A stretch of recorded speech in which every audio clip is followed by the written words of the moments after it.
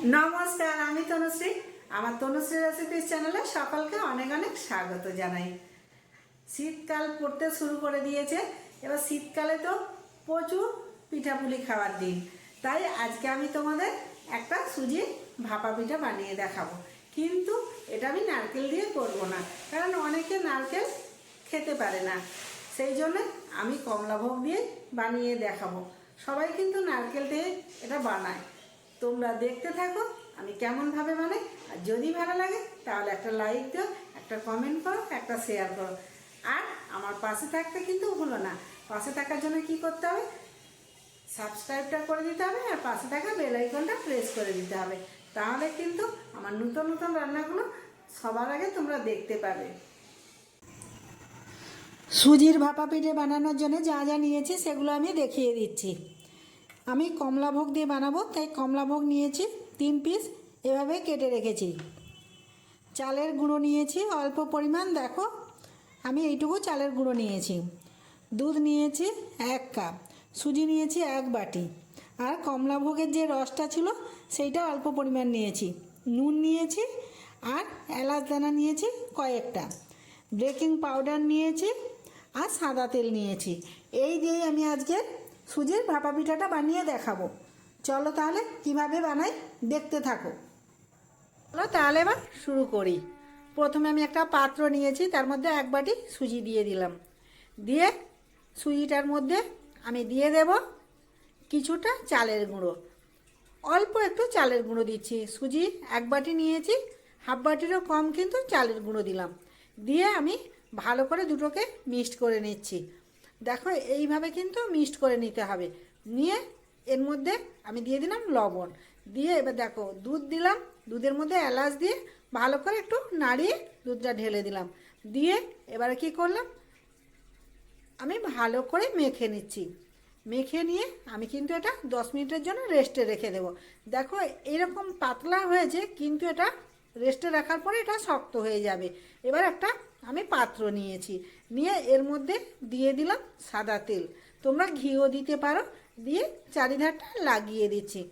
এইভাবে লাগিয়ে নিতে হবে, তাহলে আমার ভাপা পিঠাটা সুন্দরভাবে পাত্র থেকে উঠে যাবে। এবারে কি করব, আমি যে সুজিটা আমি ঢাকনা দিয়ে রেখেছিলাম সেটা আমি খুলে নিলাম। নিয়ে দেখো কতটা টেনে গেছে।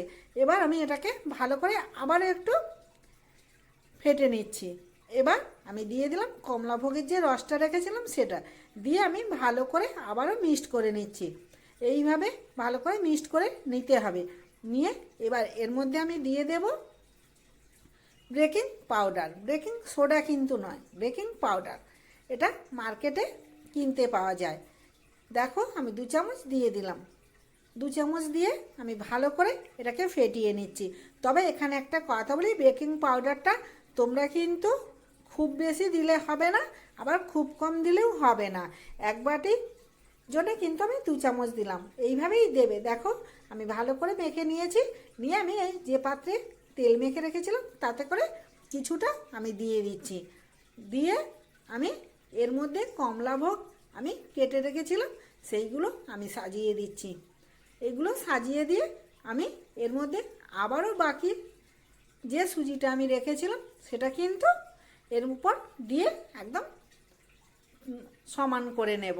দেখো এটা নারকেল দিয়ে করলেও সুন্দর খেতে লাগে, কমলাভোগ দিয়ে করলেও কিন্তু একই রকম স্বাদ আসবে। দেখো আমি এটাকে একদম সমান করে নিচ্ছি। নিয়ে এটাকে আমি কিন্তু ভাপেই দেব। দেখতে থাকো আমি কিভাবে বানাই। এদিকে আমি কিন্তু কড়াইয়ের মধ্যে জল গরম করতে বসিয়ে দিয়েছি, আর কড়াইয়ের মধ্যে একটা স্ট্যান্ড দিয়ে দিয়েছি। দিয়ে আমি কিন্তু সেটা ভালো করে গরম করে নিয়েছি। যারা আমার ফেসবুক থেকে এই ভিডিওটা দেখছো প্লিজ প্লিজ প্লিজ ভিডিওটা ফলো করে দিও, আর যারা ইউটিউব চ্যানেল থেকে দেখছো প্লিজ সাবস্ক্রাইব করে দিও। দেখো আমি এবার এর মধ্যে দিয়ে ঢাকনা লাগিয়ে দিলাম। ঢাকনাটা দিয়ে আমি জাস্ট 10 মিনিট কিন্তু লো আঁচে সেদ্ধ হতে দেব।